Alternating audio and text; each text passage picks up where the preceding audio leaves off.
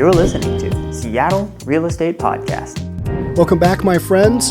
Right now, as we speak, as I'm recording this, almost live, right? Kinda. Cleanup and sweep of Denny Park underway in Seattle. If you're new here, welcome. My name is Sean Reynolds. I own a couple of real estate companies, and I talk about stuff like this all the time. What's happening in Seattle? What's happening in other areas that are impacting real estate? And right now, this sweep of Denny Park is that main park in downtown Seattle where everybody's been talking about, hey, you got 60, 70 tents going on there, and the playground is littered with needles. What is going on? Well, they're doing a sweep. They've basically asked all of the people living in tents, living illegally in the park, squatting in the park, hey, we need to get you shelter. You can't live here in the park. And now they're doing the final sweep literally as I speak. And it's probably cleaned up by now, and then they'll go through and do another cleanup. The issue is, does this really solve the problem? No. It just kind of moves people from one area to another, doesn't really get at the root of the homelessness thing. But it's a step in the right direction for people who live around Denny Park, right? And I've got a full video on what Denny Park looked like, maybe a couple of months ago. I did a walkthrough there and kind of, showed what it was like. It was just pouring rain that day, absolutely pouring, dumping. So you can see that video and kind of get an idea of what it looks like and why it needed to be swept. So that's what we're talking about. And then I've got another story here, basically just talking about some of the stuff that's gone on in downtown Seattle that, that we talk about a lot and gives, yet another perspective of why businesses are leaving. And you guys know the drill. But we're going to talk about it some more because nobody else seems to be. Our leadership in particular here in Seattle, not really doing much. We're sweeping things up. We're cleaning things up. We are not getting at the root of the problem, but hey, you got to take your victories where you can get them. The city of Seattle is cleaning up and sweeping an illegal homeless camp at Denny Park on Wednesday today.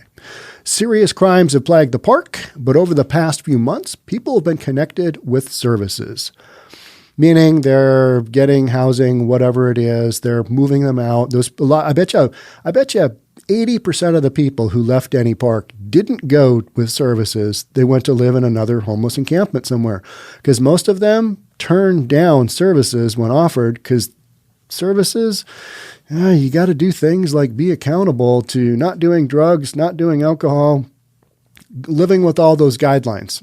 A lot of these folks, they don't want to do that because, number one, they've got mental issues and they can't stick with these programs. Number two, most of them they're heavy addicts. They're heavy addicts and everybody knows it.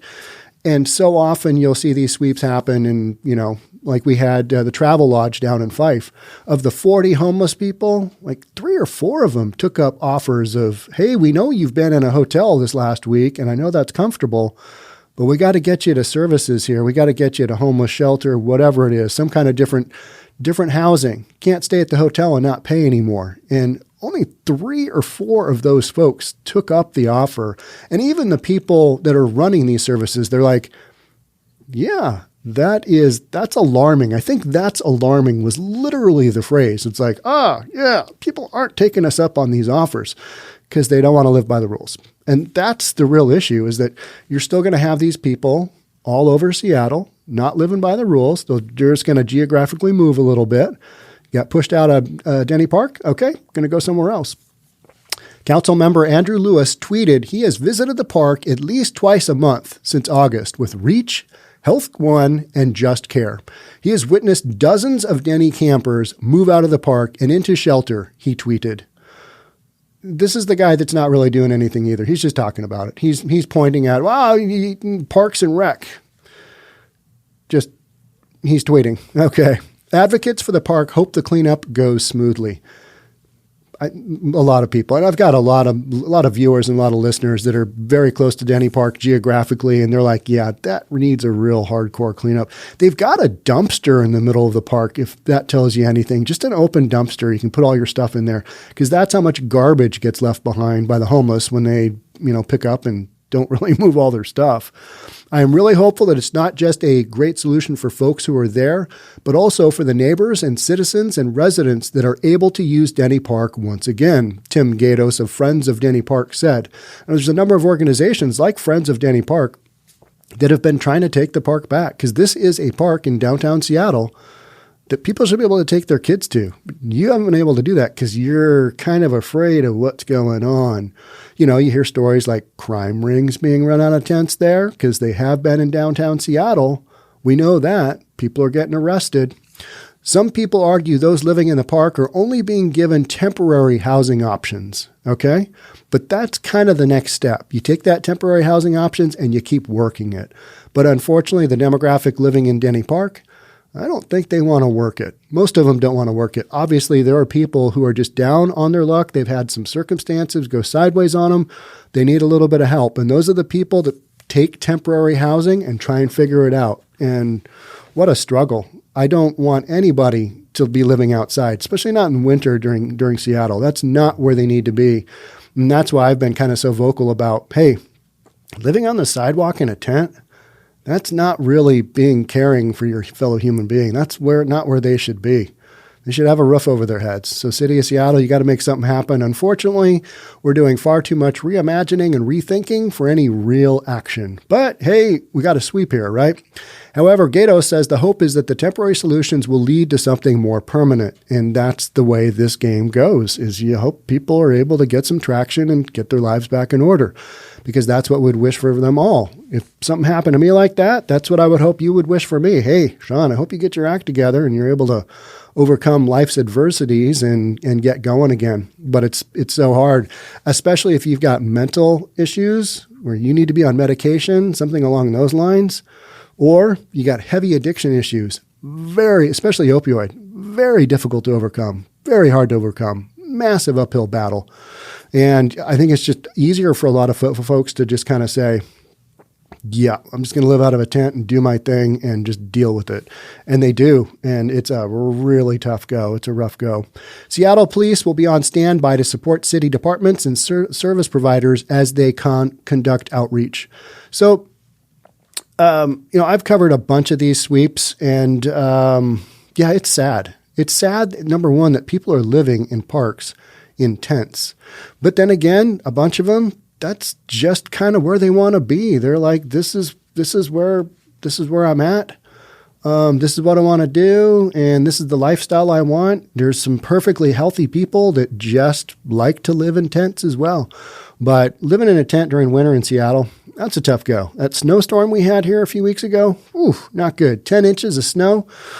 These tents are not meant, they're not, Mount Rainier up at, at Camp Muir. They're not those kind of tents. This is not a 4-season tent. These are 2-season tents at best. They call them 3-season tents. I look at them all the time. And every now and then somebody's got an REI tent and you just think, where'd they get that? That's a pretty expensive tent. Where'd they get that? And your head kind of goes, oh, did some looting happen there? Who knows? Maybe it's donated. You don't know.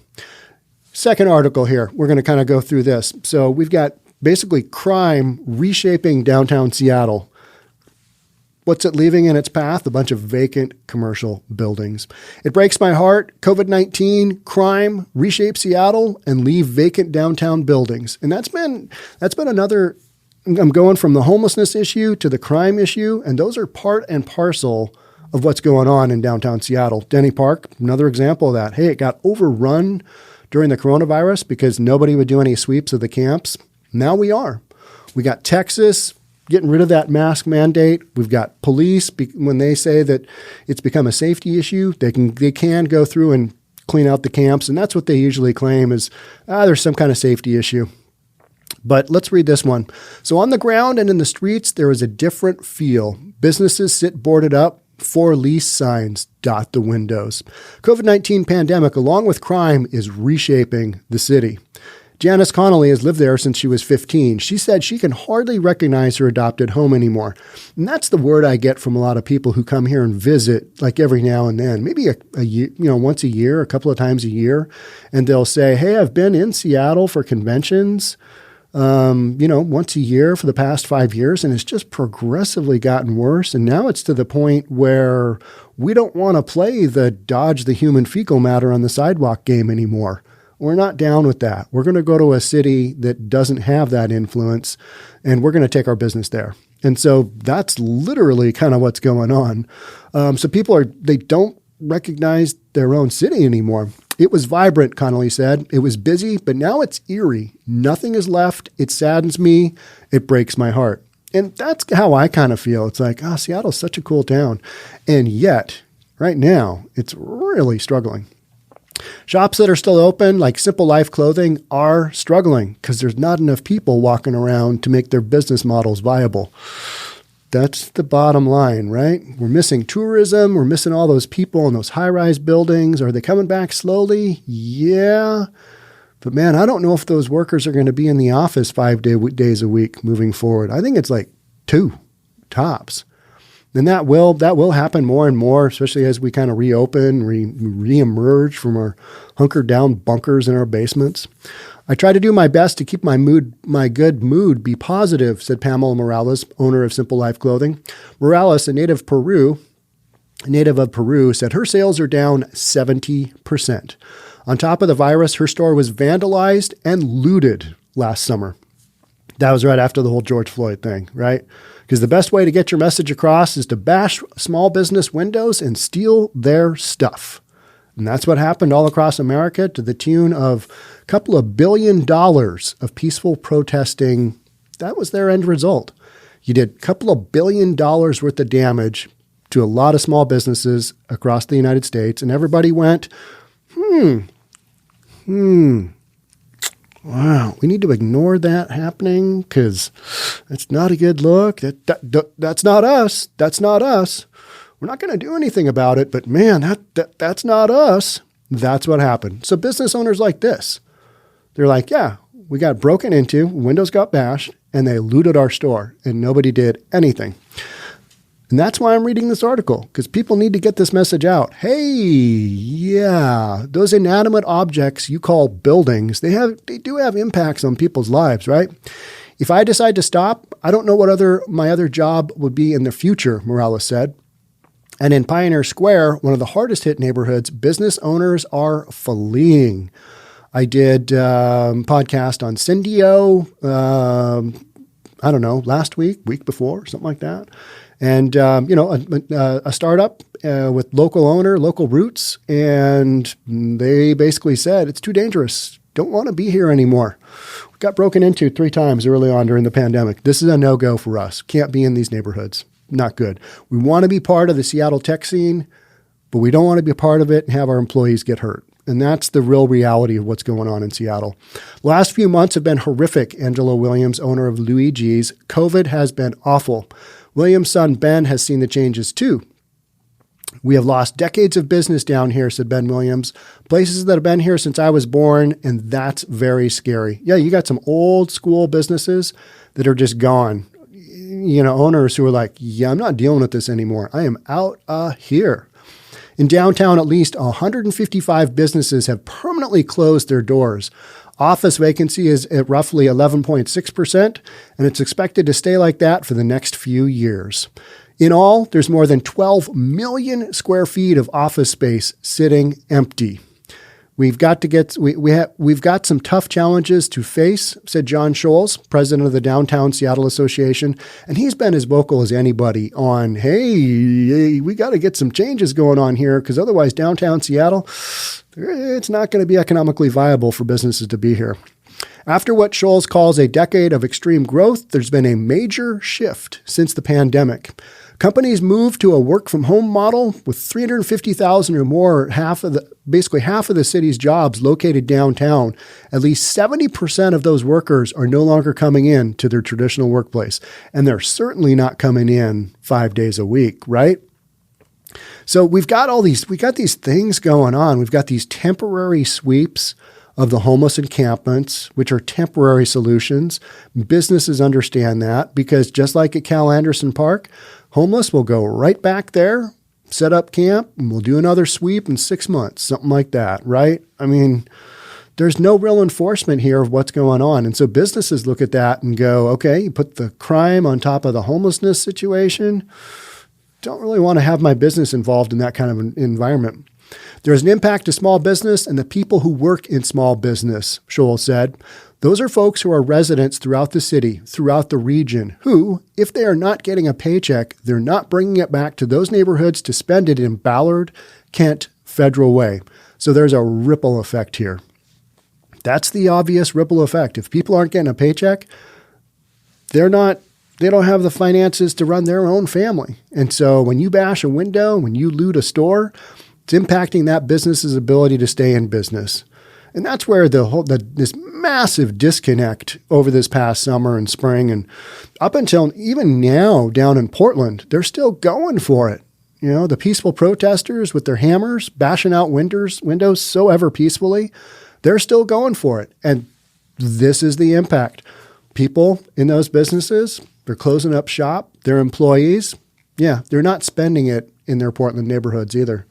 So that's what you get. That's the trickle-down effect, because all business is interrelated. And just the tax revenue alone for the city at some point is going to go, ooh, yeah, this isn't working out. We got to clean this up. Just like we just cleaned up the Denny Park. Oh, we need to do something kind of last minute. We got to get something going here because otherwise this long term, it's a no-go.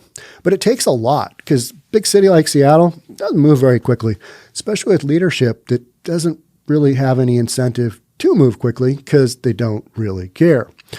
And when it comes to leasing deals, they have slowed down and the renewals that are happening are for shorter periods of time. Economic recovery will be a lengthy process, so nobody wants to bet long-term on a lease in downtown Seattle. I'll take a 6-month lease. You got one? You don't have one? I might need to move. Might need to go somewhere else where I can rethink my business's future. Most optimistic colleagues that I know say 2 years, said Rod Kaufman. 2 years. At the rate we're going, I don't think 2 years is going to do it. I think it's going to take longer than that. The more pessimistic ones say 4 years. So let's peg about 3 years before we get back to pre-COVID levels. 3? Okay, that's if we have some city leadership that does something. They got to get something going. They haven't taken the FEMA money. They do have some temporary housing going. They're buying up some hotels, but that's not going as well as planned. Just a whole bunch of roadblocks. And in the meantime, these businesses are just getting demolished. And once that point is reached, the 3 years down the road, there's another potential hurdle. Business leaders say something must be done when it comes to public safety. Oh, you got to make things safe because otherwise people will not shop in those stores, in those businesses. It's constantly the number one concern of commercial real estate executives and vendors I talk to, Kaufman said. Public safety. That should be a given, right? It should be a given. Is it a given in your city where you walk around and you feel safe in your downtown? Maybe, maybe not. But here in Seattle, no, sir. You take your life into your own hands. It's a risk. It's a risk going downtown. Cities have never worked if folks don't feel safe and feel like that place is healthy for them. So we have to focus there. You got to make it safe. You got to make people feel comfortable about actually going downtown, being a part of that business environment, consuming stuff, buying stuff, right?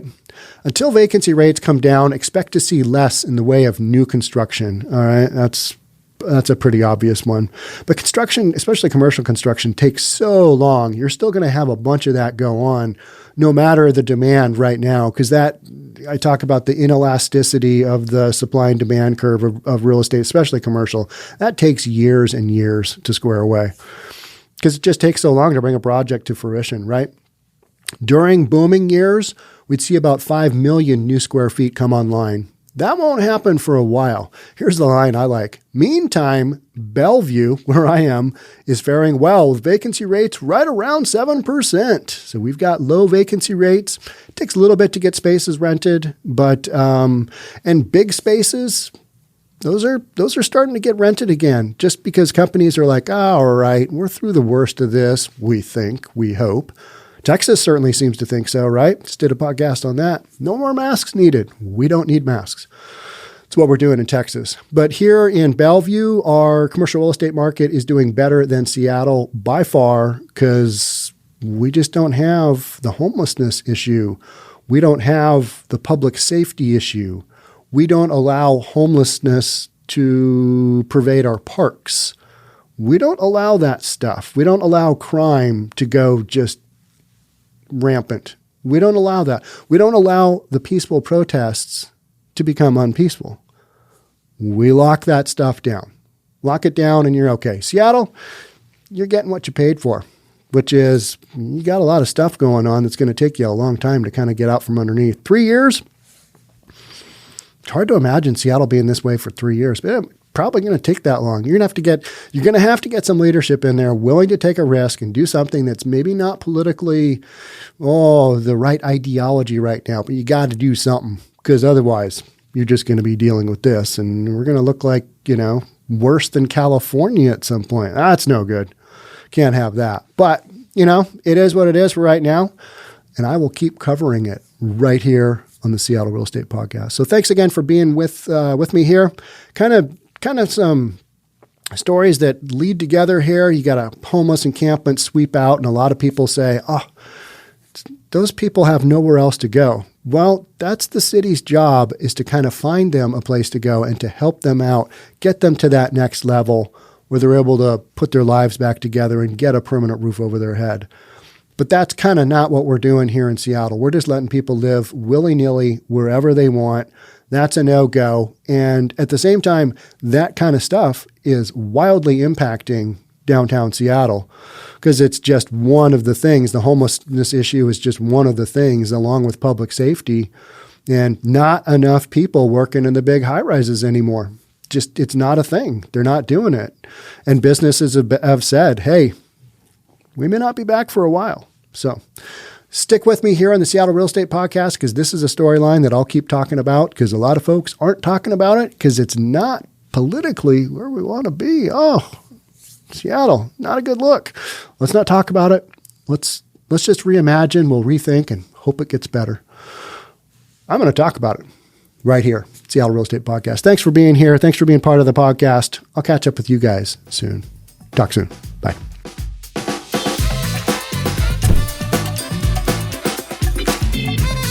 Don't forget to subscribe to our channel and hit the notification bell so you'll know when our next video is out.